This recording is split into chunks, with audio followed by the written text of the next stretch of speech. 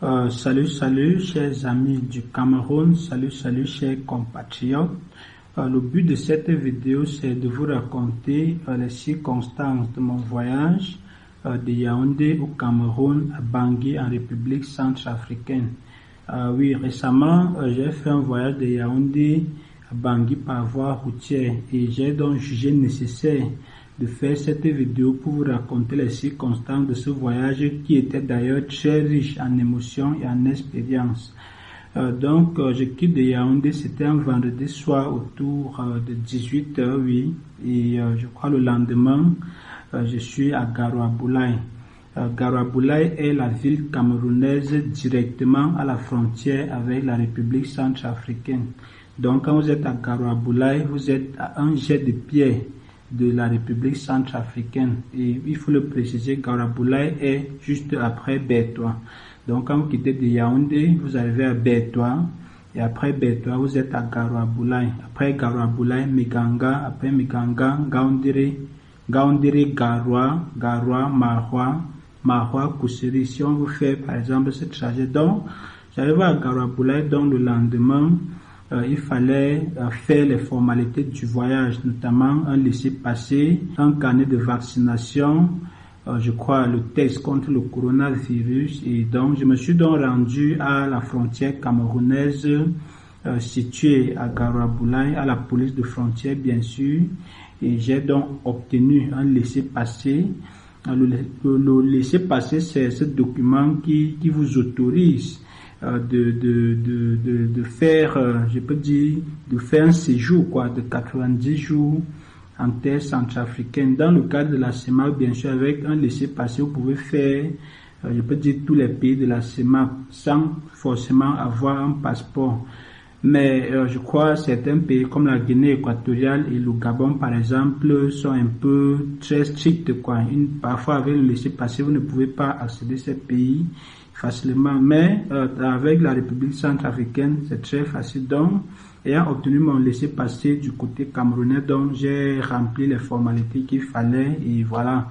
Et donc, il fallait traverser la frontière pour aller du côté centrafricain avec le même laissez-passer, le certifié par les autorités policières centrafricaines. Ce que j'ai fait, je crois, j'ai pris la moto, je crois, autour de 100 francs, 200, et je suis allé dans les locaux de la police de frontières centrafricaine. Oui, quand j'arrive là-bas, tout le monde parle le sango, ce n'est pas le français, quoi. C'est-à-dire même dans un service administratif là-bas, c'était le sango.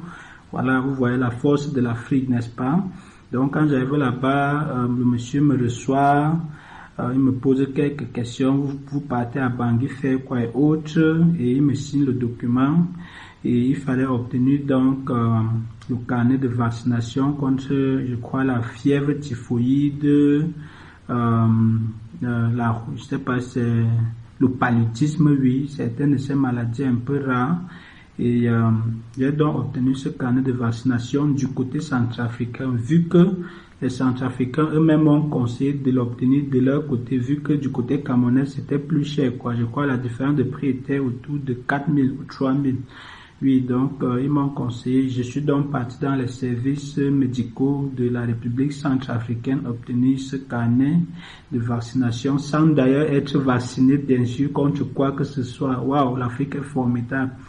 Donc, ayant donc obtenu ce carnet de vaccination, il me fallait un dernier papier ou bien un dernier test, le test contre le coronavirus. Je crois toujours dans les services médicaux de la Centrafrique, je l'ai obtenu.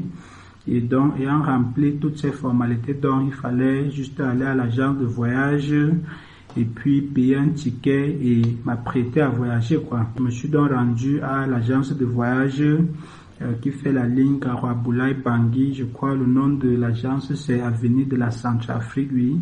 Et Avenue de la Centrafrique, j'ai payé, je crois, le transport c'est entre 10 000 et 15 000. Voilà, je crois c'est entre 10 000 et 15 000 de Garoua-Boulaye pour Bangui. Vous voyez, donc Garoua-Boulaye pour Bangui, il faut le préciser, c'est une distance de moins de 600 km.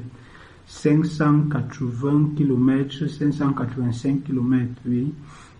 Donc, vous voyez, ce n'est pas un long trajet en tant que tel. Donc, voilà, ayant rempli toutes les formalités, ayant obtenu mon ticket de voyage, je crois autour de 12h, 13h, la voiture a démarré.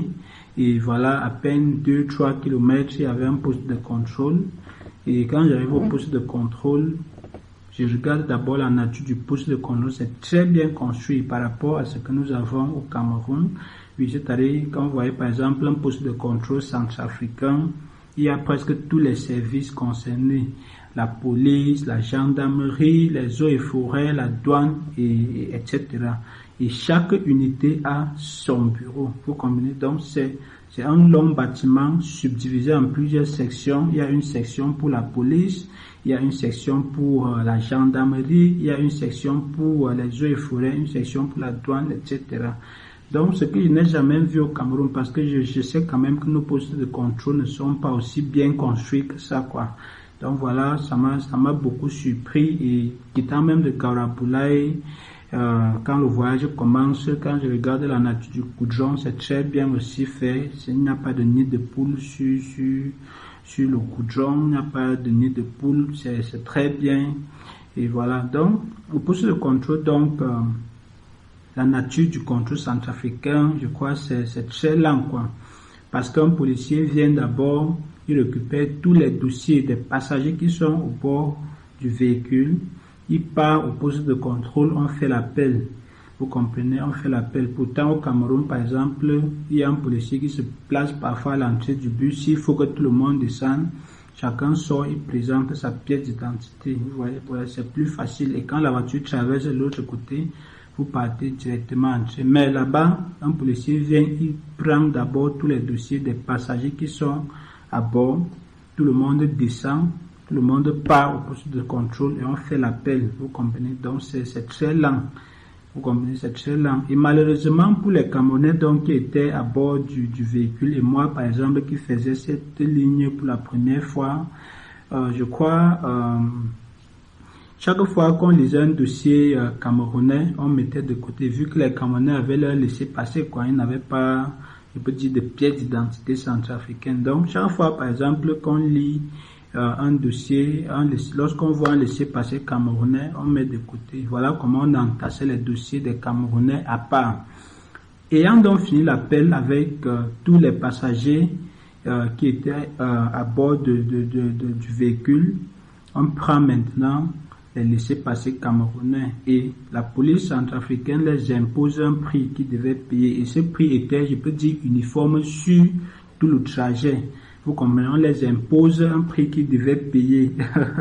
Ce qui était étonnant d'ailleurs, et les Camerounais ne pouvaient même pas discuter, parce qu'à chaque fois que les Camerounais voulaient discuter, ils disaient qu'ils ne voulaient pas comprendre, et quand vous voulez discuter par exemple, ils augmentent même plutôt le prix, ce qui n'est pas, je peux dire, la même chose au Cameroun, quoi, parce que c'est quand même que chez nous parfois, même quand on n'est pas en règle et qu'il faut faire cette chose, ce n'est pas aussi, je peux dire, strict que ça, quoi. Donc, mais malheureusement, là-bas, c'était très strict, surtout envers les Camerounais. Donc, et le montant, je ne dévoile pas. Et il faut le préciser, entre Gauraboulaye et Bangui, il y a au moins 25 postes de contrôle. Vous comprenez, vu la situation sécuritaire en Centrafrique, l'État a donc décidé de, je peux dire, multiplier le nombre de postes de contrôle, oui, vu la situation sécuritaire qui se dégrade, je peux dire, de temps en temps. Donc, il y a plusieurs postes de contrôle sur le trajet et chaque Camerounais doit, je peux dire, remplir ses formalités financières.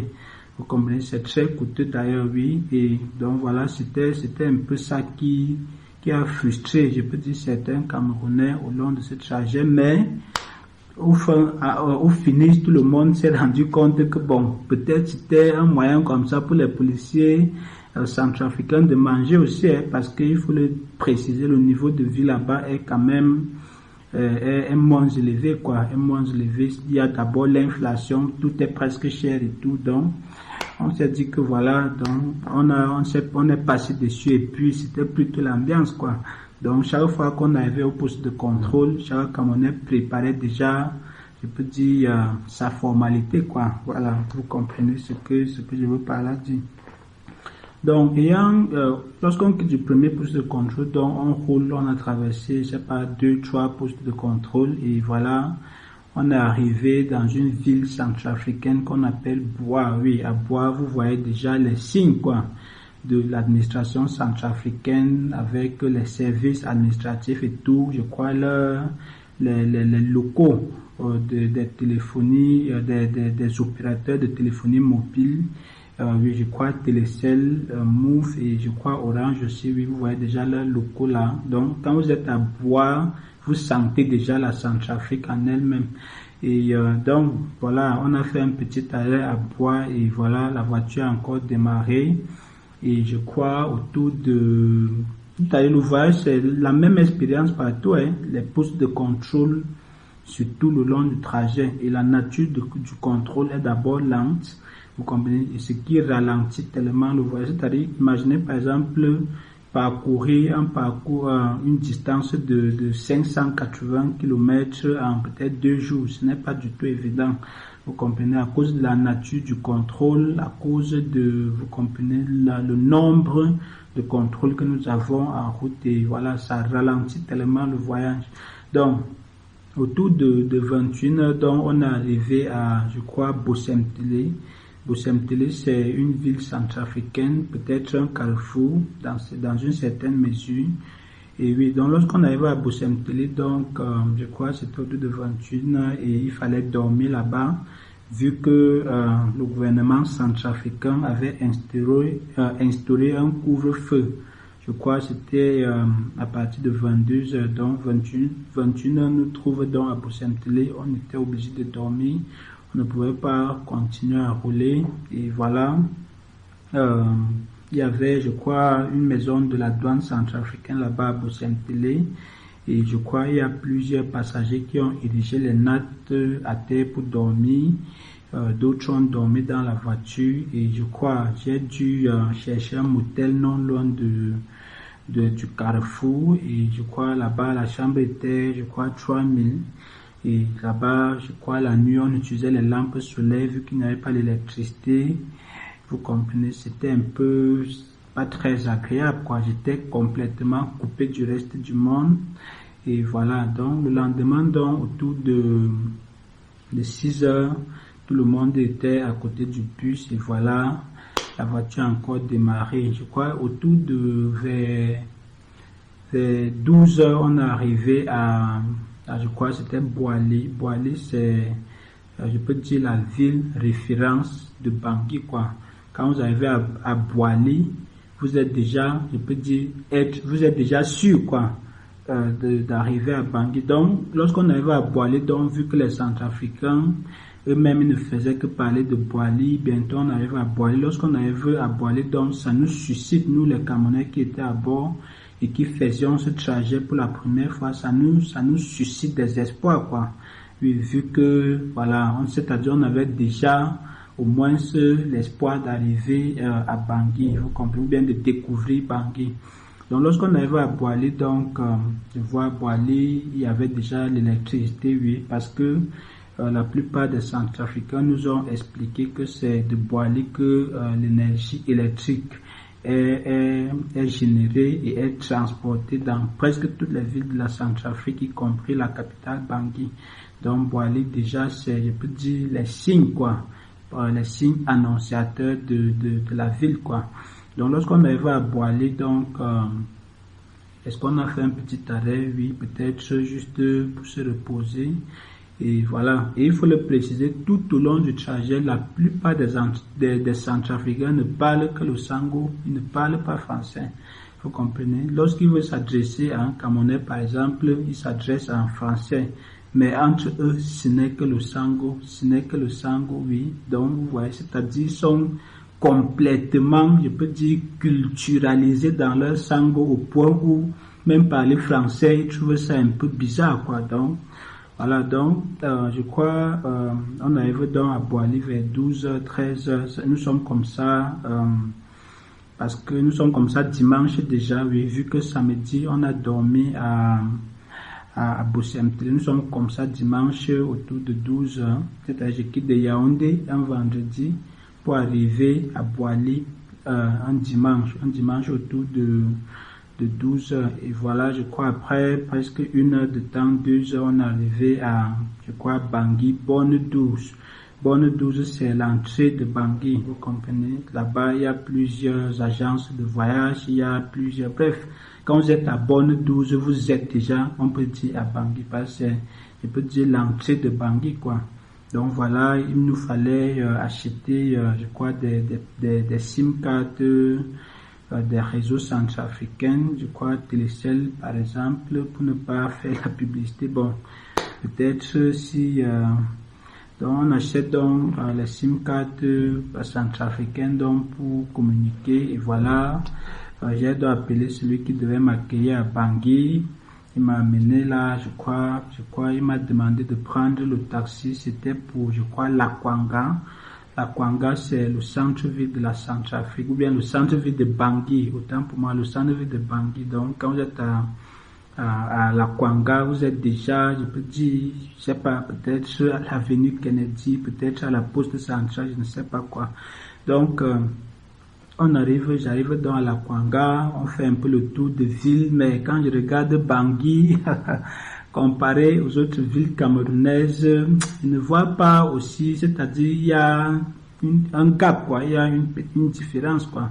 Et vous savez, dans le cadre, vous savez, la Centrafrique, dans les années précédentes, a eu plusieurs problèmes liés à sa sécurité, plusieurs instabilités politiques, et ceci a beaucoup fragilisé le développement de ce pays. Et Dieu merci, je crois, la Centrafrique a signé un partenariat avec la Russie pour la sécurité.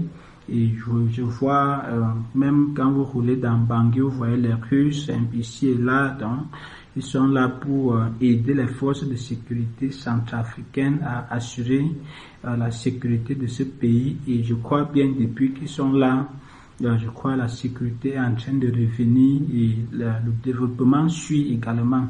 Donc j'ai fait le tour de Bangui, j'ai découvert les lieux. Je crois il y a le fameux fleuve Bangui qui m'a beaucoup marqué. Quand vous êtes au bord de ce fleuve Bangui, juste de l'autre côté, à la traversée du fleuve, vous voyez la République démocratique du Congo. Vous voyez, donc c'est vraiment, l'Afrique en réalité, c'est un seul pays, quoi. Et mais malheureusement, la colonisation nous a divisés. Nous sommes Camerounais, nous sommes Centrafricains, nous sommes Gabonais et autres, mais cela n'empêche pas que nos populations continuent de cohabiter comme avant, quoi. Donc, voilà, Bangui, je remercie déjà les autorités centrafricaines pour, je peux dire, les mesures quoi qu'ils ont mis en œuvre pour assurer la sécurité de ce pays. Oui, vu que d'après plusieurs témoignages, la situation sécuritaire était pire qu'avant. Donc, les choses sont en train de revenir à normal et le développement suit son cours. Donc, l'Afrique est, je peux dire, un seul pays, oui, et tous les Africains doivent prendre conscience que le développement de l'Afrique ne passera que par nos efforts conjoints, pas par les soutiens français, pas par les soutiens, je peux dire, on a parfois besoin de ces soutiens, mais nous devons d'abord compter sur nous-mêmes, nous devons d'abord apprendre à, je peux dire, compter sur nos forces. Voilà, donc merci chers amis, merci d'ailleurs au peuple centrafricain. Et il faut le constater, il faut le noter. À Bangui, par exemple, il y a une très forte communauté camerounaise. Les Camerounais sont très nombreux. Beaucoup exercent des activités économiques, bien sûr. Certains travaillent dans les entreprises. Et il y a même les restaurants purement, typiquement camerounais à Bangui.